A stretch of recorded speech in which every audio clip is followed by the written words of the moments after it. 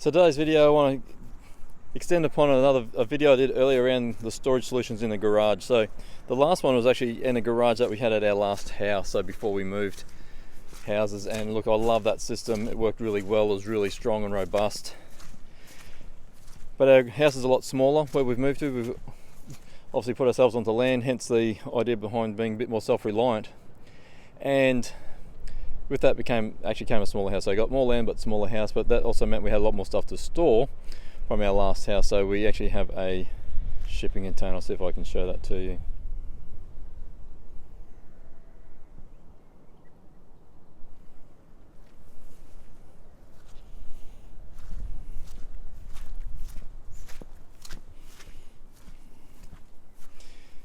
So you can see we had a pad leveled out just when we first moved in. We put this 40-foot container in. But with a lot of things on a shipping container, most of it is stored on the floor. To maximize the storage as much as we could, what I wanted to achieve was getting some stuff up off the floor and then getting it up into some height.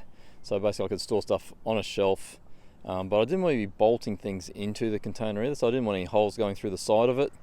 So I was a bit perplexed about how I was going to do that. So I came up with a solution that, for those that have shipping containers, know that there's actually tie down hooks, tie down points inside a container on the top, and I think it's on the ground as well, but definitely at the top. And that's what I've hooked up to. So let's go in and have a look.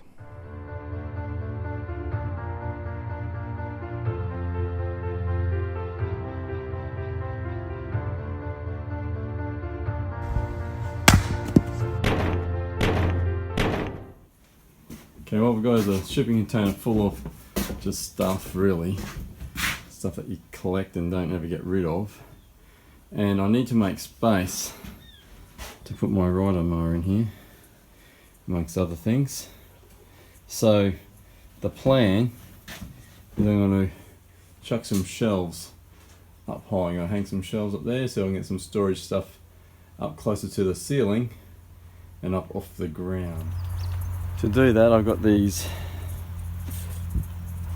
2.4 meter long pieces of 90 by 45 structural pine, and I'm going to hang them across the shipping container, and I'm going to hang them with chains, potentially, see how it works out, and I'll give you an update when we're all done.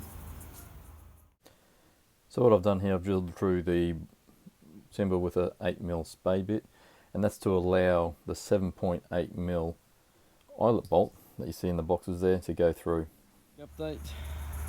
Quick update, you can see the eyelet bolts through there now. You'll notice that I've recessed the screws on the bottom so that it's set nice and flush. So I've just got that stuck in my little portable workbench here. So if I flip that over again, you'll see that nice and flush and they've been recessed. Now I'd like to say that I've recessed those because I like to be very tricky, but in actual fact I just bought the wrong eyelet bolts and they're a bit short, so I had to put a recess in there so I could make them fit. As I said earlier, we've got these tie down points inside the container. Now I didn't put those in, they were already there because that's how they move things around on the ships, and they tie it all down. But what I did, instead of bolting into the container, I'll put those little U-bolts through. You can see up there. Let's see if I can zoom in on it for you.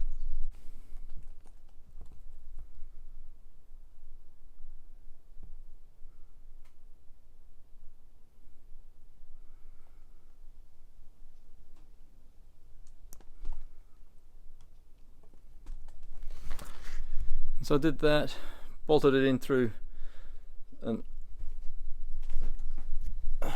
eyelet bolt on the side, if you can see that down there.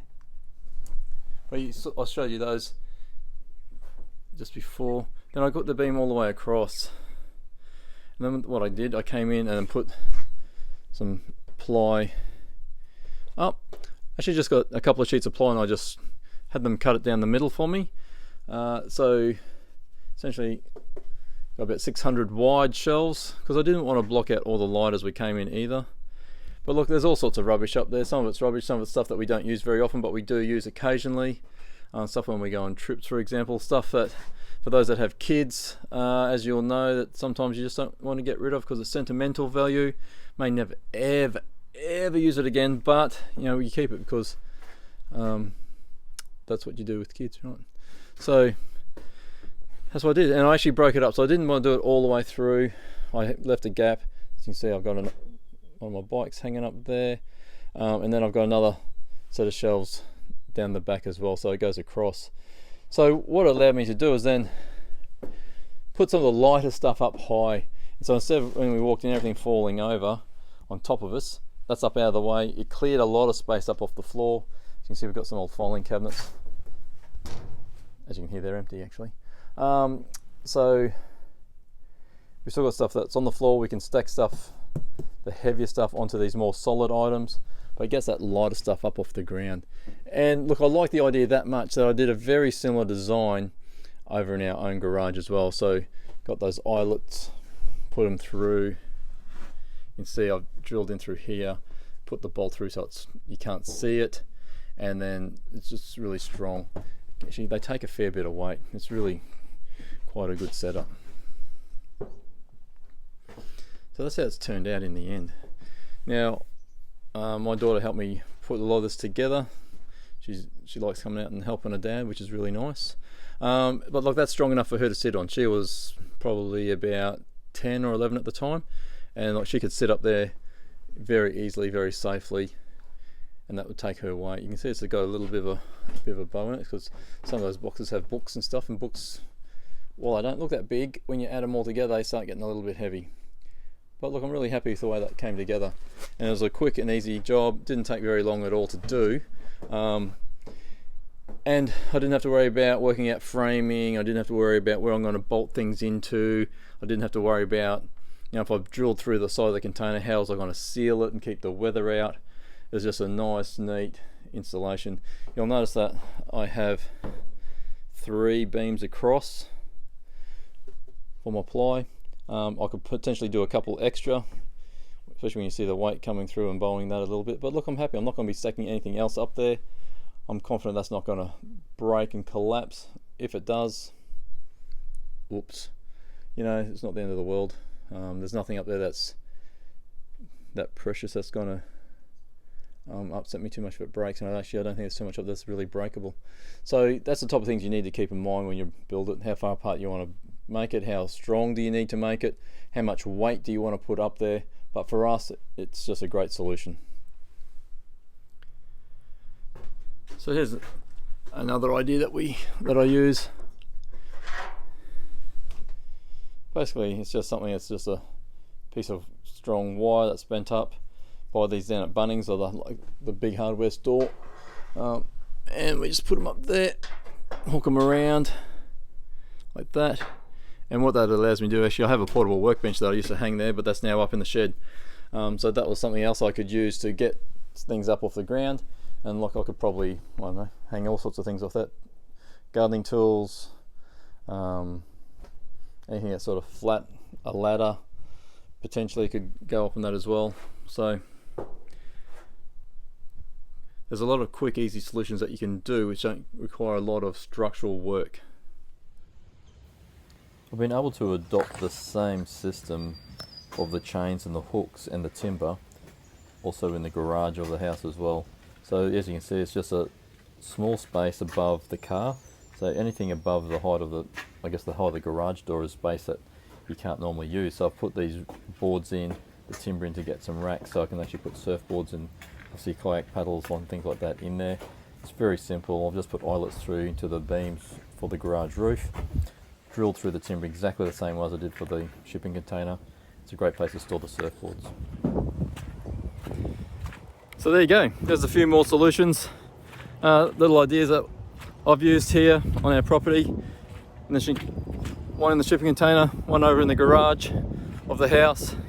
Very similar styles actually they were the same, except one I put some ply in to make a shelf, and the other I just essentially use it as some beams so I can store some surfboards on. And the reasons why I like having the surfboards close to the car is I don't have to keep walking up to the shed, get the surfboards. I can literally drive the car out, slide the surfboards out and just put them on top of the roof racks. And and we head down the beach, which is nice because that's the whole idea of being here. So it's quick, easy access. We don't need to be worrying about taking time walking around to get everything together. The idea behind storage solutions is working out what are the things that you use on a regular basis. So I guess there's three ways that I look at it, or three levels. They look at stuff that I use all the time, and I want to have that close by. Things that I don't use all the time, but I still like to have handy. And I guess things like the surfboards are a good example of that. So I don't use my surfboard every single day, and the kids don't go surfing every day, but we use them often enough that I don't have to be walking up to the shed to get the surfboards, carry them all down, because they are, you know, an awkward size. So trying to carry 3 surfboards at once is actually pretty impossible. But having them on a rack in a space that doesn't get used, so anything above essentially the height of the opening of where the door comes up to, that space above that, so when you have the roll of your roller door, that space you don't use. So if you can access that space by putting in some beams across, or like in their last property, or like their last home, you all saw that I had shelving up there as well. So that's a great space to use. And I have to say, in our last house, it was quite an elaborate setup. It also cost us a bit of money to get a builder in to do that. But this time I've just put some beams across, and I've hung them on hooks, basically on chain. So quick, easy, cheap to do, and it's perfect for putting the surfboards on. You know, it's just, like I said, drive the car out, slide the surfboards off, and they're straight onto the roof racks, and we tie them down and off we go. But the third one then is the stuff that you do use but you don't use very often. So things like in the shipping container, things like a Christmas tree, for example, and Christmas decorations. They're the type of things that we use once a year.